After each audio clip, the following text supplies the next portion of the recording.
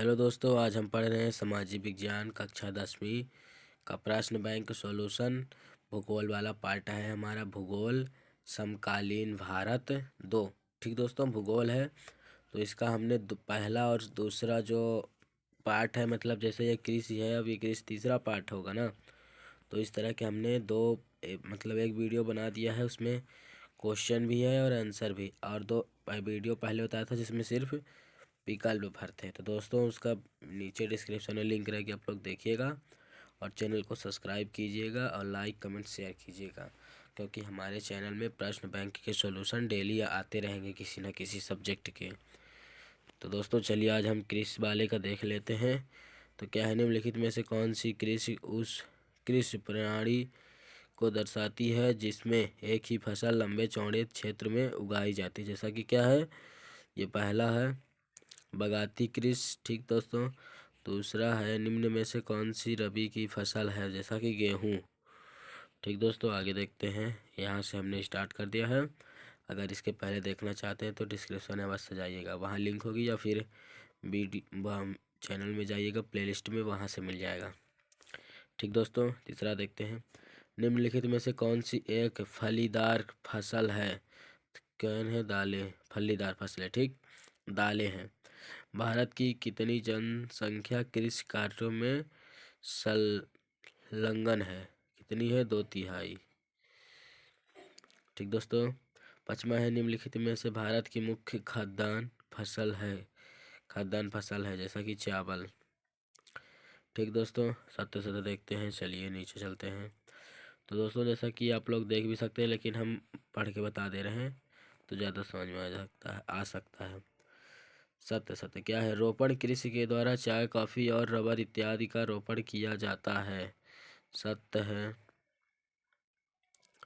दूसरा के वर्ष 2015 के आंकड़ों के आधार पर भारत चाय का सबसे बड़ा उत्पादक देश है। ये सत्य है।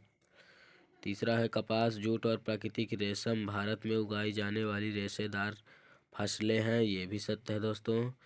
चौथा क्या है, भारतीय कृषि 60% लोगों को आजीविका प्रदान करती है। ये असत्य है दोस्तों।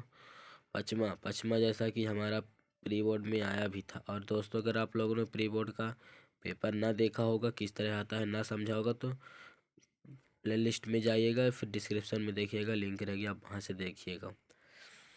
चाय की झाड़ियों को उगाने के लिए वर्ष भर उष्ण, नम और पाला रहित जलवायु की आवश्यकता पड़ती है। ये भी सत्य है। ठीक दोस्तों, इस तरह आप लोग देखिए, आगे चलते हैं। एक शब्द या वाक्य में उत्तर। ठीक दोस्तों, तो हमारा पहला है भारतीय जनसंख्या का मूल आधार क्या है। तो क्या है, कृषि है। ठीक दोस्तों, जैसा कि यहाँ पास लिखा है कृषि। दूसरा क्या है, देश के किन राज्यों में चावल की 2 या 3 फसलें ली जाती हैं। तो क्या है, पश्चिम बंगाल। भारत का सर्वाधिक जूट उत्पाद राज्य कौन सा है, पश्चिम बंगाल। ये भी ठीक। चौथा, भूमि पर जनसंख्या के अधिक दबाव वाले क्षेत्रों में किस प्रकार की कृषि की जाती है। कहे किस प्रकार की जाती है दोस्तों, ये है गहन कृषि। पांचवा क्या है, उस फसल का नाम बताएं जो उत्तर भारत में खरीफ तथा दक्षिण भारत में रबी की फसल है, तिल। ठीक दोस्तों, आगे चलते हैं। तो दोस्तों ये हमारा आ गया, निम्नलिखित प्रश्नों के उत्तर लगभग 30 शब्दों में लिखिए। जैसा कि ये पढ़ने में ज़्यादा टाइम लगेगा, इसीलिए दोस्तों आप लोग इसे देख लीजिए, प्रश्न बैंक के ही है। गहन जीविका कृषि की कोई 2 विशेषता, जैसा कि लिखा है, चलिए। और दोस्तों ये दूसरा क्वेश्चन है, प्रारंभिक जीवन निर्वाह कृषि की कोई 2 विशेषताएं लिखिए। चलिए इसका आंसर देखते हैं। तो दोस्तों इसका आंसर देखने के लिए हमें इधर आना पड़ेगा ऊपर, जैसा कि यहाँ पास इसमें दोस्तों इसमें 2 पार्ट में रहता है, पहले इस पार फिर इस पार। तो पहले हमने इस बार देख लिया, अब इस बार देखना है। ठीक दोस्तों, चलिए इसका 2 जो बोला है क्वेश्चन में वही है। ठीक दोस्तों, तीसरा क्या है,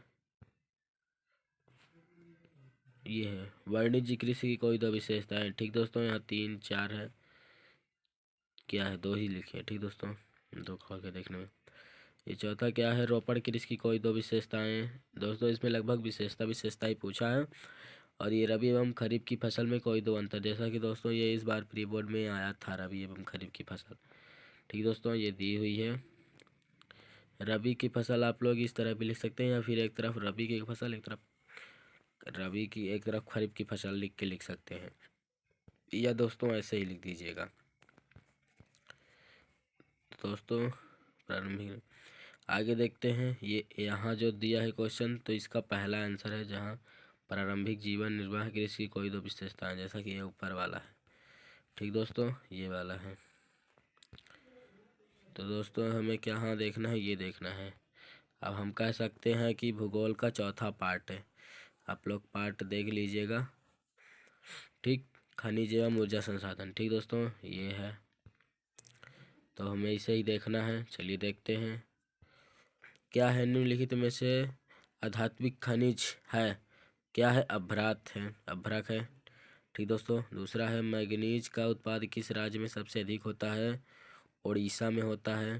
देश का लगभग 52% तांबा कौन सा राज्य उत्पादित करता है? मध्य प्रदेश। ठीक दोस्तों, देश का लगभग 52% तांबा कौन सा राज्य है? मध्य प्रदेश। दोस्तों आगे चलते हैं। दोस्तों अब हमें, जैसा कि हमने बताया पहले, इस बुक में इधर रहता है फिर इधर, तो हम इधर देखेंगे इस पार्ट में। ठीक दोस्तों, चौथा है निम्न में से कौन सा कोयले का प्रकार है जिसका वाणिज्यिक प्रयोग अधिक किया जाता है? तो कौन सा है? बिटुमेन्स। ठीक दोस्तों, पाँचवा, निम्न में से कौन सा ऊर्जा का नवीकरणीय स्रोत नहीं है? तो क्या है? आणविक ऊर्जा। ठीक दोस्तों, चलिए रिक्त स्थान देखते हैं। रिक्त स्थान इसमें है दोस्तों, उसमें नहीं था। रिक्त स्थान में क्या है? भारत का सबसे अधिक पेट्रोलियम क्षेत्र बिंदी है। तो दोस्तों हम इसे इस तरह करके देख लेते हैं। क्या है? भारत का सबसे अधिक पेट्रोलियम क्षेत्र से प्राप्त होता है। सबसे अधिक कहाँ होता है? मुंबई हाई से। ठीक दोस्तों, भारत का सबसे बड़ा और सौर ऊर्जा क्या है? सौर ऊर्जा संयंत्र बिंदी में स्थित है। कहाँ है? भुज के निकट माधोपुर में। ठीक दोस्तों, तीसरा, भारत का सबसे पुराना तेल उत्पाद राज्य बिंदी है। तो कौन है? आसम। चौथा, कोयला उत्पाद में भारत का बिंदी स्थान है। पांचवा, ठीक दोस्तों, जलोढ़ निक्षेप बिंदी के नाम से जाने जाते हैं। क्या है? प्लेजर निरपेक्ष। तो दोस्तों सही जोड़ी देखते हैं। सही जोड़ी में क्या है? पहले क्या है? ऊर्जा का परंपरागत साधन, तो गा होगा कोयला। ठीक दोस्तों, कोयला, जैसा कि यहाँ लिखा है पहले का गा। ठीक दोस्तों, दूसरा है तांबा, तो का तांबा के क्या होगा? ये बालाघाट। तीसरा है दंत मंजन, तो तीसरे का घाघड़ी टिटेनियम। ठीक दोस्तों, चौथा अभ्रक निरपेक्ष, छोटा नागपुर का पठार, जैसा कि ये दिखा है। चौथा का पाँचवा का अंगा, मतलब ये मैग्नीशियम उड़ीसा, ये पाँचवा का अंगा। ठीक दोस्तों, चलिए आगे देखते हैं। सत्य दोस्तों, ये हमारा सत्य भारत में 98% कोयले के भंडार गोंडवाना युग के हैं, तो ये सत्य है। फिर दूसरा क्या है? खनिज केवल कठोर रूप में पाए जाते हैं, तो ये सत्य है। तीसरा, अयस्कों के सतत उत्खनन से लागत घटती है, ये सत्य है। चौथा, हीरे की खुदाई सर्वप्रथम भारत में हुई थी, ये भी सत्य है, जैसा कि दोस्तों यहाँ पास बता रहा है। तो चलिए आगे देखते हैं। दोस्तों ये क्या है? एक शब्द एवं वाक्य में उत्तर दीजिए। जैसा कि लिखा है, भारत किस देश को सर्वाधिक लौह अयस्क निर्यात करता है? चूने के पत्थर का सबसे अधिक उपयोग किस उद्योग में होता है? तो दोस्तों इसका हम आंसर, इन दोनों का आंसर, चलिए ऊपर देखते हैं। ऊपर दिया है। ठीक दोस्तों, ये दिया पहले का जापान। ठीक, दूसरा है सीमेंट उद्योग। दोस्तों तीसरा देखते हैं, भारत का प्रथम परमाणु ऊर्जा केंद्र कौन सा है? तारापुर है। ठीक दोस्तों, चौथा, कोयले किस प्रकार का खनिज है? तो आधात्मिक ऊर्जा खनिज है। ठीक दोस्तों, इसे हम जूम आउट करके देखते हैं, ताकि हमारा वीडियो थोड़ी और जल्दी बन सके, आसान हो सके। तो दोस्तों हमने यहाँ से चालू किया था, अब हम इधर आ गए हैं छठे क्वेश्चन पर। क्या है, निम्न प्रश्नों के उत्तर 75 शब्दों में लिखे। ठीक दोस्तों, ये 3 नंबर का आएगा जैसा कि यहाँ दिखाई दे रहा है। तो आगे देखते हैं, पहला क्या है दोस्तों। पहला ये है, खनिजों के संरक्षण की आवश्यकता क्यों होती है, जैसा कि यहाँ बताया गया है। ठीक दोस्तों, आगे देखते हैं। पढ़ने में ज़्यादा टाइम लगता है, इसीलिए हमने इसे सोचा है कि नहीं पढ़ेंगे, आप लोग देख सकते हैं।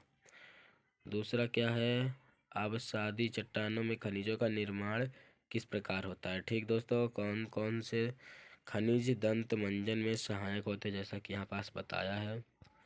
ठीक दोस्तों, चौथा चौथा क्या है, भारत में खनिज संसाधनों के संरक्षण के कोई 3 उपाय लिखे। दोस्तों, इसमें 3 ही 3 पूछेगा क्योंकि ये 3 नंबर के आने वाले हैं। ठीक दोस्तों, अब हम फिर इधर आ गए, क्योंकि इधर हमने 4 क्वेश्चन ख़त्म किया, इधर 5वें में आ गए, इसलिए दोस्तों हम इस पार आ गए हैं। क्या लिखा, परंपरागत ऊर्जा एवं गैर परंपरागत ऊर्जा संसाधन कोई 3 अंतर। दोस्तों, इसमें ये 3 अंतर दिया है, तो आप लोग याद करिएगा, ये मोस्ट क्वेश्चन है, क्योंकि ये प्रश्न बैंक में आप लोगों को ना मिलेगा, इसीलिए हमने इसका आंसर देना स्टार्ट कर दिया। ठीक दोस्तों, छठवां है, ताप विद्युत और जल विद्युत में कोई 3 अंतर स्पष्ट की। जैसा कि यहाँ पास अंतर दिया है दोस्तों, अगर ये आप लोगों को थोड़ा बड़ा आंसर मिले तो ज़्यादा अच्छा है, नहीं तो इतना तो लिखना ही लिखना है।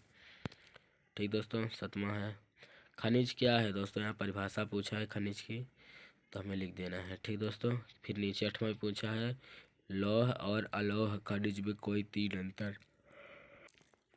तो दोस्तों, इसका पहला अंतर ये दिया है, लौह और अलोह खनिज। चलिए दूसरा तीसरा देखते हैं।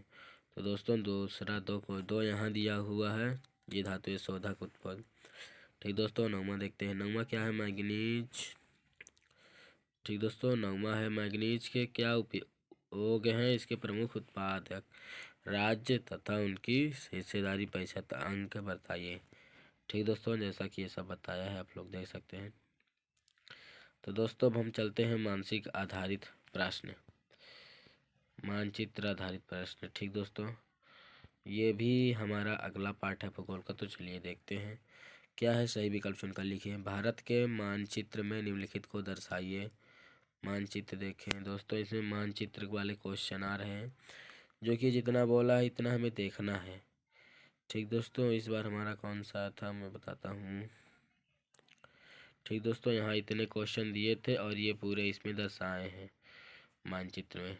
ठीक दोस्तों, तो हमें जैसा कि इस वाले क्वेश्चन समझिए, जैसा कि क्वेश्चन 5वां है, भारत के मानचित्र में निम्नलिखित को दर्शाइए। ठीक, तो अगर हमें यही 4 ठो बस दिया रहेगा, तो हमें सिर्फ यही 4 पॉइंट दर्शाना। जैसे हाजीपुर क्या लिखा है, हाजिर विजय पाइपलाइन। ठीक दोस्तों, यहाँ पास है ये, यहाँ पास ये जैसा कि दर्शाया है, तो हमें सिर्फ ये दर्शाना पड़ेगा। सिंगरौली, फिर सिंगरौली हमें दर्शाना पड़ेगा कहाँ है। सिंहभूम दर्शाना पड़ेगा कहाँ है। ठीक दोस्तों, जो जो नाम में बोलेगा। और फिर 5वां, ये चौथा क्या बोला है। तो दोस्तों, चौथा क्या बोला है, चौथा बोला है खंभार की खाड़ी। तो हमें खंभार की खाड़ी कहाँ दर्शाया है दोस्तों, ये देखना पड़ेगा, कहाँ दर्शा, ये खंभार की खाड़ी दोस्तों यहाँ दर्शाया है, ये यहाँ पास ये दोस्तों ये दर्शाया है, जैसा कि हमें इसी तरह दर्शाना पड़ता है। उसके पहले है सिंहभूम, तो सिंहभूम कहाँ है, ये है दोस्तों, हमें इसी तरह दर्शाना है। पूरे क्वेश्चन देखिए, फिर इसे हम किसी दिन बताएंगे, अगले वीडियो में बता देंगे दोस्तों कि हमें बिल्कुल मतलब किस तरह ट्रिक करनी है, मतलब मानचित्र दिखा के क्वेश्चन। लगभग आप लोगों को समझ में आ रहा ही होगा कि अगर ये 4 क्वेश्चन पूछेगा, तो हमें सिर्फ इन्हीं बस को दर्शाना है, बंगाल की खाड़ी, अरब सागर, मुंबई, कोलकाता। तो यही बस दर्शाना है, बंगाल की खाड़ी। ठीक दोस्तों, बंगाल की खाड़ी, कोलकाता, मुंबई, मुंबई किधर है, मुंबई भी देखना पड़ेगा। फिर जहाँ रहेगा, जैसा कि पूरा मिलेगा जो हमें डायग्राम, वो पूरा खाली रहेगा, तो हमें सिर्फ जो पॉइंट दिया रहेगा वही वही पॉइंट हमें दर्शा देना है। ठीक दोस्तों, ये पूरा भारत देखिए, आगे चलते हैं। तो दोस्तों, आज यहीं वीडियो को ख़त्म करते हैं, क्योंकि वीडियो लंबा हो जाएगा। दोस्तों, अगली वीडियो हमारी आएगी इसके अगले पार्ट, जैसा कि विनिर्माण उद्योग। ठीक दोस्तों, यहाँ से हमारी वीडियो आएगी, तो वीडियो देखने के लिए चैनल को सब्सक्राइब बस से करिए और लाइक कमेंट शेयर करिए। जो दोस्त आपके साथ पढ़ते होंगे 10th में उनको भी शेयर कीजिए, प्रश्न बैंक का सॉल्यूशन मिलेगा। और आपके अगल बगल में जो हों तो दोस्तों आप लोग इसे शेयर कर सकते हैं, उनको सॉल्यूशन मिलेगा और आपको भी। तो दोस्तों वीडियो देखने के लिए धन्यवाद। वीडियो कैसा लगा कमेंट में अवश्य बताएं। तो दोस्तों तब तक के लिए बाय बाय।